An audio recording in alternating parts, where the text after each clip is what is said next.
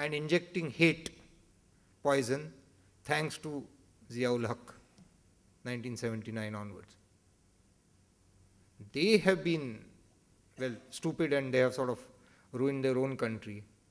Why should we succumb to them? And we have this example of United States. So that is a very major issue. We have to enforce pluralism.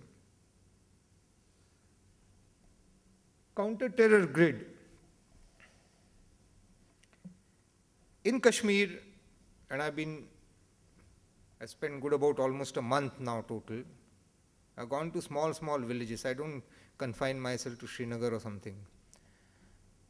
What the armed forces have done is, they have virtually today, the entire state of Jammu and Kashmir, every nook and corner, village and everywhere, has been divided into grids and people responsible. So whatever happens in small village also is known and action can be taken.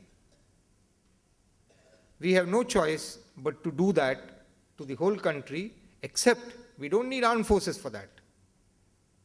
It is the citizens which can create this grid. We have housing societies.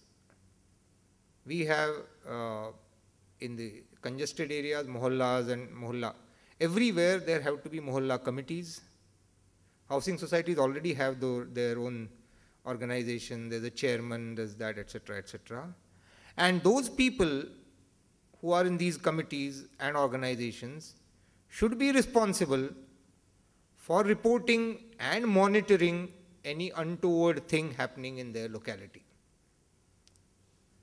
They should be responsible for that. So if tomorrow, after a terrorist event takes place somewhere and it is later on traced back that the terrorist stayed in XYZ area, the people living in that general area should be held accountable. Because after all, even in a city, when a new person comes into your area, you know who he is, where is he come from. Indians that way are very talkative. So why is it that these people come and get away with it?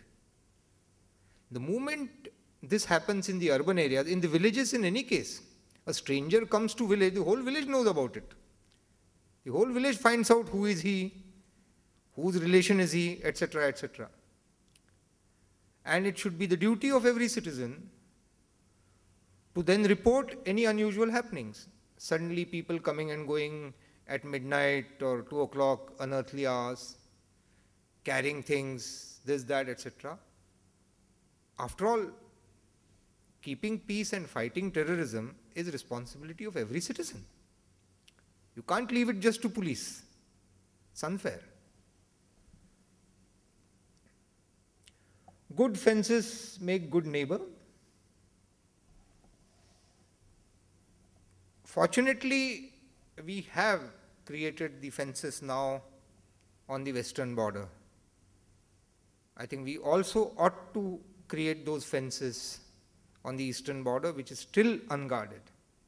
See, this was a very interesting thing in Jammu and Kashmir. I was asking this question. So, the total consensus was that infiltration from across the line of control of terrorists, militants, whatever you may call them, has come to close to zero. But the people there operating in Kashmir told us that today a terrorist doesn't come across the line of control. He takes a flight to Nepal, goes to Kathmandu, and comes by bus from there. Because we have an open border with Nepal, there are no border checks, nothing. Now the problem here is, when you have an open border with a country, there are tremendous benefits that Nepal gets out of this. 25 to 30% of its population and its sustenance is because they get jobs in India, including in the armed forces. A large number of them are there. I'm myself from Gurkha regiment. But along with that comes an obligation to make sure that people like this Don't come into that country and make use of this open border. Nepal is failing to do that, especially after the Maoists have come to power. We have to draw the line. In short, really speaking, as far as the security issues are concerned, our border and Nepal border is the same. Nepal is not a different country in that sense. This is exactly what happened between the US and Canada also.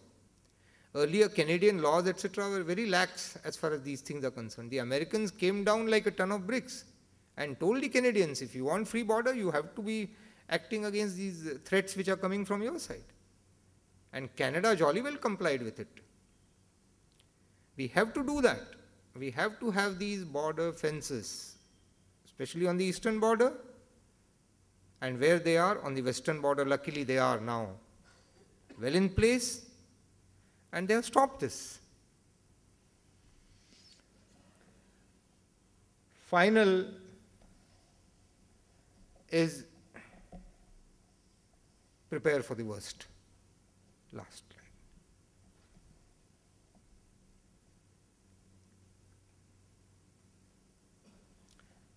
Not a happy thought, but despite the joint training, etc., which has been, I'm sure you all read newspapers, the special forces of India, China, United States, Israel, Russia, they all have been training together, and this has been happening for the last 5-6 years. There's no love lost between these countries, but I think there is an international consensus that should Talibanization like things start happening in Pakistan, then all these affected countries together will try and grab the Pakistani nuclear weapons and make sure that they are not used. I don't have any direct knowledge, but from what has been happening, what comes out in newspaper, this is the conclusion you can come to, that the whole world is worried about this aspect, and the whole world is trying to prepare itself for this aspect. The flaw in this is that, as Colonel Anil Athale sitting here is talking about this, he went to say the terrorists who have these plans, they don't know about it, and they have known about it or thought about it many years ago. So some number of nuclear weapons may already have been sort of passed around by the Pakistani establishments into the terrorist hands. And they being used against India is not an impossibility. So we, in our own home, have no choice but to prepare for this. The naval chief recently talked about the menace of containers. Thousands and thousands of containers come. Is the best way to, you don't have to have a missile or a bomber. You can place the nuclear weapon in the place of your choice, and the ports are the most vulnerable. So while Chennai is out of the range of F-16s, so you all are lucky that way. And I don't think the Pakistani missiles have the range to reach you, but containers can definitely reach you.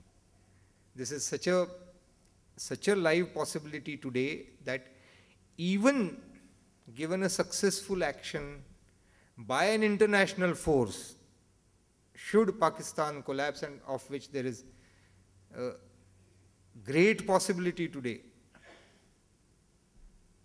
this may still not, we may still not be able to stop this. So there are precautions which can be taken against this, and we must prepare ourselves for that.